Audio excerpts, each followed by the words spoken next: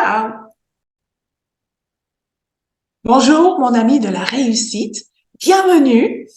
Si c'est la première fois que tu me vois, je suis Lorraine Firka, je suis coach spécialisée dans la réussite professionnelle et le développement du potentiel.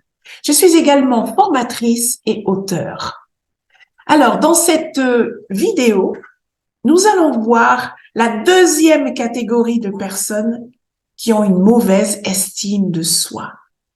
Il s'agit des personnes qui portent un intérêt particulier aux bienfaits matériels.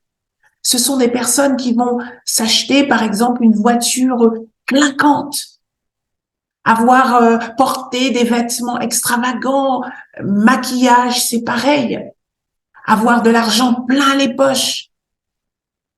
Parce que leur insécurité leur font croire qu'on ne peut pas les accepter telles qu'elles sont.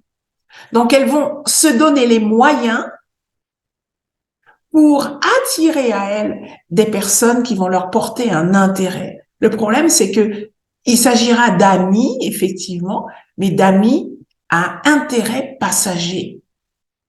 Ça sera des amis éphémères. C'est très important à comprendre parce que il faut comprendre que la plupart de nos actions sont causées par notre estime de soi. Donc, si nous avons une mauvaise estime de soi, une mauvaise image de nous-mêmes, nous allons agir d'une certaine façon.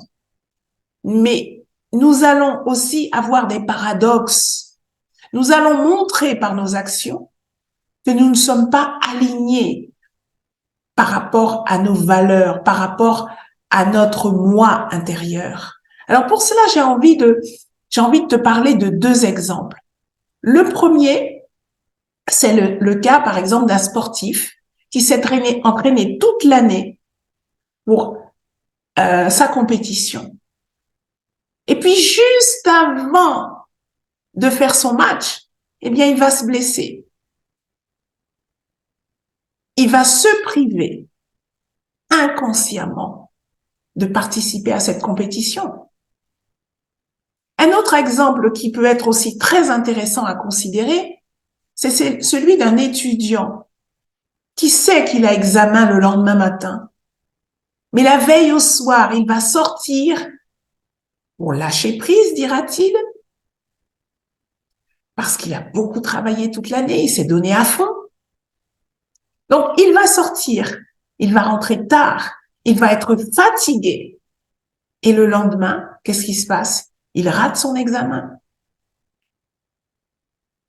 Quel est le lien entre ces deux personnes? Et bien d'autres exemples, on ne va pas tous les évoquer dans cette vidéo, mais tu dois toi-même en connaître d'autres.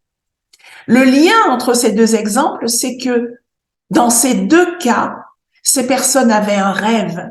Elles voulaient réaliser quelque chose. Et pourtant, elles se sont privées de la récompense qu'elles devaient avoir.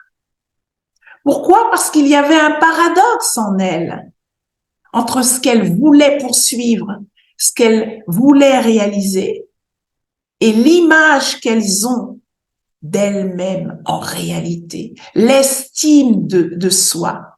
Leur degré d'estime de soi sont très faibles.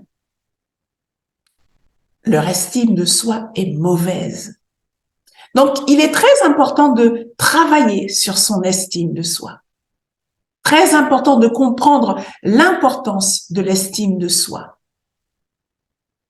Parce que lorsque l'on veut avancer, atteindre des objectifs, réaliser son rêve, eh bien, nous devons être absolument alignés avec ce que nous sommes à l'intérieur. Pour que le moi intérieur soit lié, soit en symbiose avec le rêve que l'on veut réaliser, les actions que l'on veut mener. Voilà ce que je voulais partager avec toi dans cette vidéo.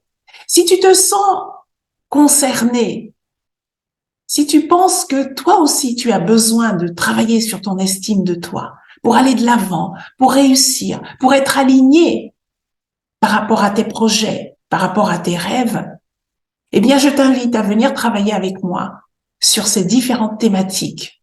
Nous allons travailler ensemble sur ta réussite professionnelle et ta réussite personnelle.